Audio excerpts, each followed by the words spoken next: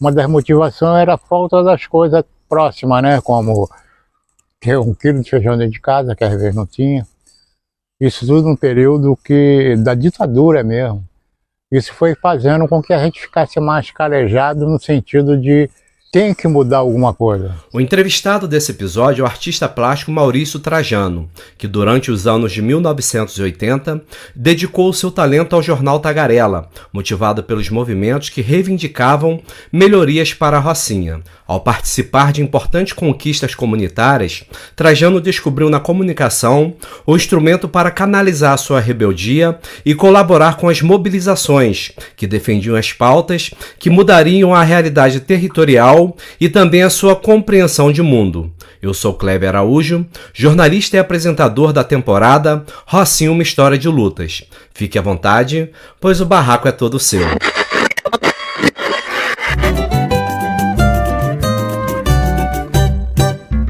A favela, como você nunca ouviu. Então vamos começar então, bora nessa? Quero agradecer a sua presença, né? Agradecer a sua participação no Barraco Adentro e já vamos começar com tudo já, hein? Tudo bem. Quero saber qual a sua origem, né? Porque historicamente a Rocinha é um lugar de imigrante. Eu sou chamo de filho do êxodo rural, que eu sou filho de baiano com Paraíba. Meu pai era paraibano, acho que é de Guarabira, se não é João Pessoa, Guarabira. E minha mãe era de Ilhéu, Bahia. Acho que se conheceram em Caxias, depois meu pai trabalhava no Leblon e daí conseguiram um barraco no Beco do Rato, compraram. Nessa época também não tinha saneamento básico. Eu me lembro que o dia de domingo juntava os moradores, cavava, comprava uma anilha, cavava e cada um fazia o seu. Porque até antes a gente fazia as necessidades no jornal, jogava cal em cima e ia pro lixo. Era assim que era feito as necessidades. E a casa, qual era a estrutura da casa? A casa era um barraquinho pequeno, de madeira. De madeira mesmo? Tinha uma mangueira de frente. Tudo ali entre a Nossa Senhora do Boa Viagem e o Beco do Rato, né? Ali era o centro, né? Na prática sim. E o que uma criança, nessa época, fazia, uma criança, adolescente? Como é que foi essa infância e adolescência? Como eu fui muito de ficar em casa, que minha mãe não liberava, ela tinha esse compromisso da gente não ficar na rua muito, né? A gente ficava muito em casa e a gente se acostumou. A gente eram 7 filhos, 3 homens e 4 mulheres. E a gente é mais aquela de ficar em casa mesmo e ler muito. Meu pai forçava a gente a ler, fazer caligrafia, que hoje eu não vejo as criançadas fazer. A gente fez muita caligrafia, nós 3 irmãos, as irmãs. E os gibis era questão pra gente, que ajudava a gente. O gibi ajudava a gente a pensar, né? Porque a gente lia, pensava, dava gargalhada, li tudo quando foi gibi, depois passamos a negociar gibi no Beco. E a lembrança regional assim, tipo estrutura, casas, muito distante uma da outra? Não, o Beco já estava mais próximo um do outro, mas os becos ainda eram um pouco mais espaçosos. Agora é tudo caixa de fósforo, tu vê assim, não consegue nem passar em algum beco, tem beco que tu não passa uma geladeira. Que ocupo isso aí justamente a associação, mas a associação também nunca teve muito essa visão progressista disso não. A associação acho que faz mais do jogo do Estado, isso é a minha visão hoje, né? A associação sempre faz o jogo do Estado, no caso do governo, da prefeitura, de que dos moradores. Esse sentimento de pertencimento ao local, como é que foi construído, né? Aqui? Não, lá. Lá? Porque eu sou foi criado dentro de casa. Dentro de casa, mas foi através eu estudei no Júlio de Castilho. Onde era o Júlio de Castilho? Praça Santo Dumont. Na Gávea. Tinha o Júlio de Castilho e o Manuel Cícero. Nem sei se ainda tem, mas acho que tem. Tem. Então eu fui no Júlio de Castilho, fiquei lá até um certo tempo, depois eu fui pro Oswaldo Aranha, que era aqui na Voluntários da Pátria, mas também acho que acabou, já era particular. Depois eu comecei a trabalhar, com 16 anos fui trabalhar na Confeitaria Colombo, e daí a gente vai se enturmando, né? gostava de futebol, tinha Soreg, ainda tinha o Campo da Esperança lá embaixo, que era um campão grandão, mas era meio burocrático, nem todo mundo podia usar o campo. O Campo da Esperança é aquele lá perto da... Agora virou... o parque, o complexo esportivo, é isso? Não, era onde muitas casas entraram ali, acho que era um pouco por causa do túnel. Ah, sim. Aquela visão do túnel ali, o campo era por ali. Se eu não me engano, acho que era por ali. Porque eu era moleque quando meu pai levava a gente hoje domingo, que era maravilhoso, era muita gente, não tinha arquibancada, não tinha nada, mas só o colorido dos uniformes, né? Chuteira, isso tudo era encantador pra gente que era moleque. E dentro dessa, a gente até falou, mas eu fiquei pensando nisso, né?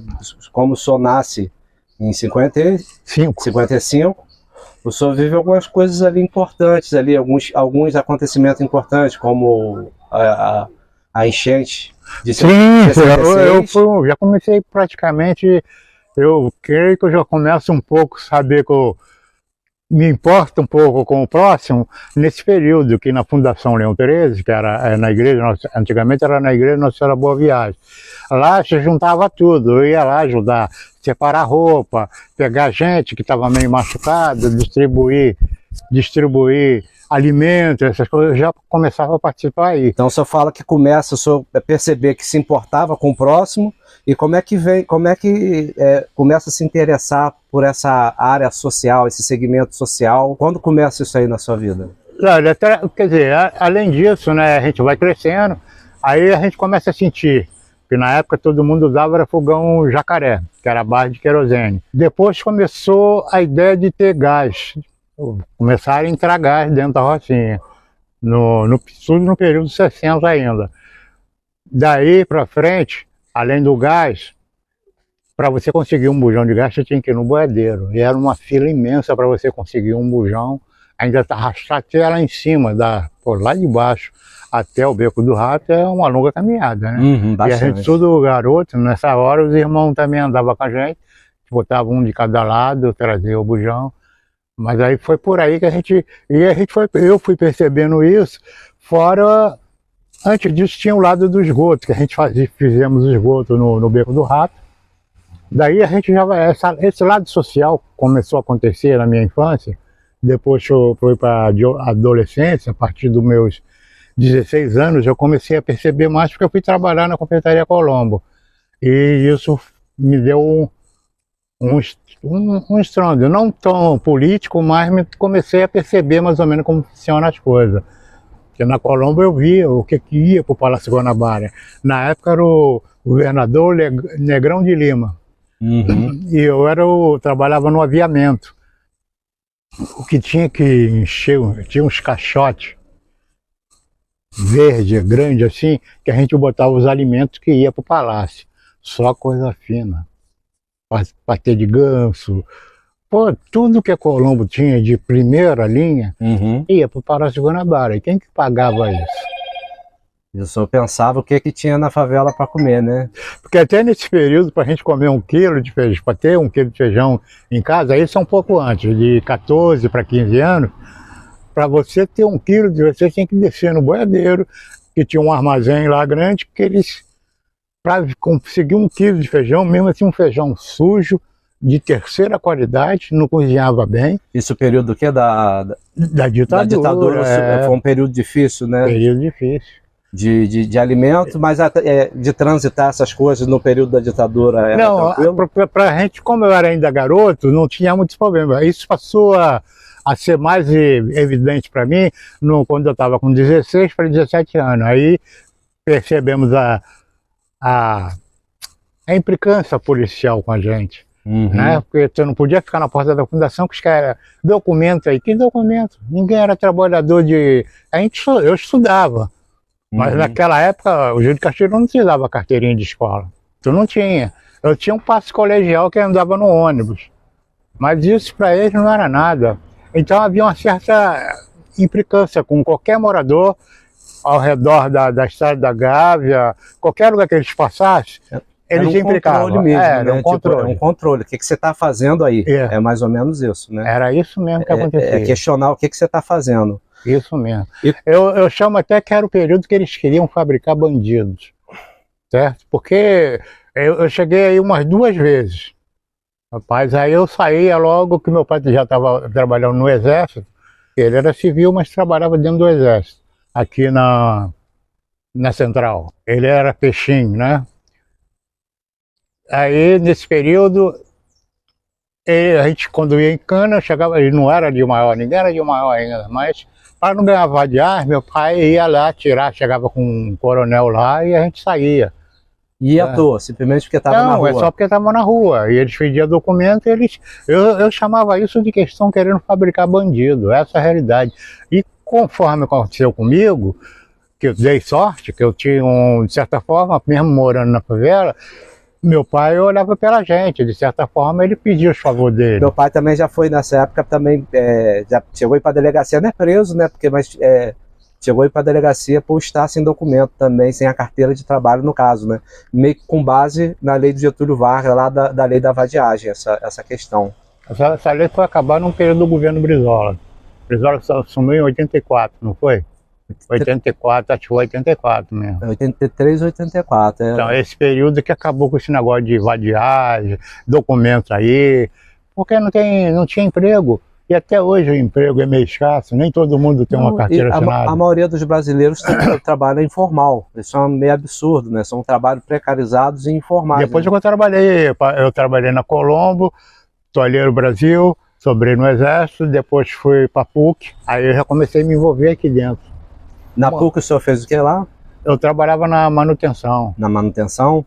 E como é que foi essa transição dessa pessoa que começa a descobrir que tem a sensibilidade para sentir a dor do outro, perceber a dor do outro, depois de se incomodar por ver o que circula de comida no Palácio Guanabara e o que circula na Rocinha, a dificuldade que era durante a ditadura. Passar um dia todo para comprar um quilo de feijão. E depois essa politização que o senhor passa ali na PUC, como é que isso te leva ao Jornal Tagarela? Antes de estar na PUC, eu já estava me envolvendo com os assuntos sociais dentro da comunidade, através da Associação de Moradores, bem lentamente, que na época ainda era Dona Silvana, que era um bobo da corte, né? Porque ela não conseguia jogar para fora o que ela sentia e o que ela podia pedir.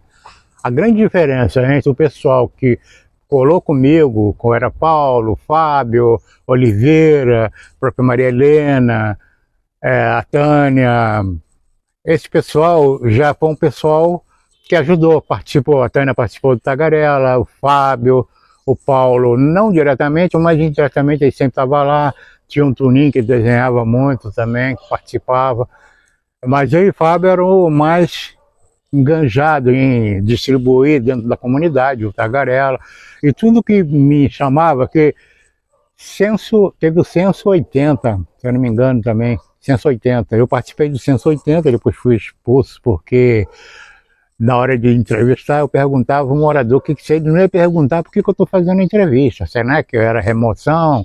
Aí o pessoal, sempre tem alguém te vigiando, né? Aí quando, isso aí não dá certo não, hein? Esse vai fazer na cabeça dos outros aí. Mas era bom, porque nesse período eu já estava me envolvendo com a Associação de Moradores e a gente já estava convocando o morador para discutir as necessidades. A grande necessidade da época era saneamento, falta d'água e luz. A luz que a gente tinha era a luz do Batista. Uhum. E o Tagarela fala sobre isso também, da luz do Batista, que era uma luz que nem todo mundo conseguia ligar uma televisão, porque caía a força ficava aquela luzinha fraquinha, amarelinha. Vou engatar outra pergunta só. Só esperar a Maquita um pouquinho. A Maquita canta alto, né? De certa forma, tudo que o senhor acabou de elencar aí, né? Falou aí, essas eram as principais pautas do Tagarela. E como que o Tagarela também... O Tagarela foi, quer dizer, eu conheci o Tagarela dentro da ASPA, que é a creche. Lá eu conheci o mimeógrafo que tinha, aí passei a mexer com aquilo, editar, escrever, fazia... Ele era feito à mão? Toda tudo à mão, mimeógrafo. Tudo à mão, ia para o mimeógrafo. Depois que a gente deu uma melhorada um pouquinho, mas mesmo assim, sempre foi o mimeógrafo. E qual era a sua função dentro do Tagarela? Eu contribuía com ideias também, né? Quando todo mundo sentava junto, editava o que estava escrito, aí a gente ia lá, conversava, via o que estava legal, o que não estava, mexia, eu botava alguns desenhos meus, e eu sempre falo que eu nunca fiz nada sozinho, né?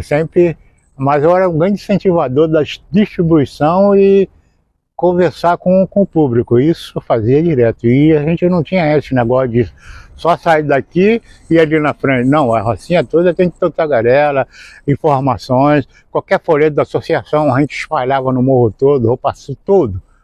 Eu era voluntário mesmo nessa coisa, eu não recebia um tostão, agariava fundo às vezes com tagarela para poder fazer divulgação de forró na Aspa, para juntar um dinheiro para a Aspa mesmo, nunca fiz nada para botar no bolso, nem para fazer campanha para político, eu fiz política para ganhar dinheiro. Hoje é um caso complicado, né? Isso, eu quero te perguntar, quais as articulações, né, que o jornal Tagarela teve envolvido? Que assim, na verdade, ele não era um jornal por ser jornal, era um jornal que articulava com outros movimentos. Articulava porque o jornal Tagarela ele participava de todas as reuniões que vinha a ponto de reivindicações. Ia para a Pastoral de Favela, ia para as reuniões das associações, ia para reuniões do saneamento, o grupo de saúde, todos esses movimentos, ia para as creches. O Tagarela andava nesses lugares agariando matérias para produzir e a gente fazia. Dentro dessas articulações que o jornal Tagarela atuava, né, que é bem interessante, né, a notícia pela notícia, né, junto. Junto, a gente participava mesmo, junto, ia nas reuniões, participava. E não só dentro da Rocinha, que a pastoral dava esse poder para a gente ir para outras comunidades. Aí a gente ia para o Galo, Chapéu Mangueira, lá que eu conheci Benedita. Aí a gente participava de algumas reuniões na casa da Benedita. Não eu sozinho, mas a Rocinha, de uma certa forma, os engajados mesmo, que tinha esse compromisso, ajudou mesmo a contribuir na eleição dela. E houve, no período da associação, a gente também se organizou pela Federação de Favela, que é a FAFES. Era a época que a gente também organizou a ideia de reorganização das favelas. Isso durante o período da ditadura? Da ditadura, tanto é que teve alguns presidentes de associação andou morrendo nesse período, sendo torturado. Uma das ideias desse podcast que eu escrevo, o projeto, é justamente tirar das sombras essas histórias, quer dizer, tantas histórias de lutas, porque se favela é cidade, por que essas histórias não contam na história oficial da cidade? No período que a gente participava, no caso, a gente imaginava mais ou menos umas 500 favelas ainda, que era final dos anos 70, era metade dos anos 70 entre o começo dos anos 80, ainda não chegava a 80, 79 por aí, que ainda era ditadura, mas a gente já estava nessa junção de juntar tanto a pastoral de favela como as favelas e a gente em tudo, a Rocinha tinha esse poder de sair associação. Eu não era membro da diretoria, nunca fui, só era associado à associação e juntava com todo mundo e a gente ia para se organizar dentro das federações. Voltando àquela questão do jornal Tagarela, né, entre todas essas articulações, né, o senhor pode pontuar assim, quais as conquistas ali que foram construídas juntas, né? Tipo... foi a Luz da Light, junto com a Associação de Moradores, mas o Tagarela era o grande divulgador.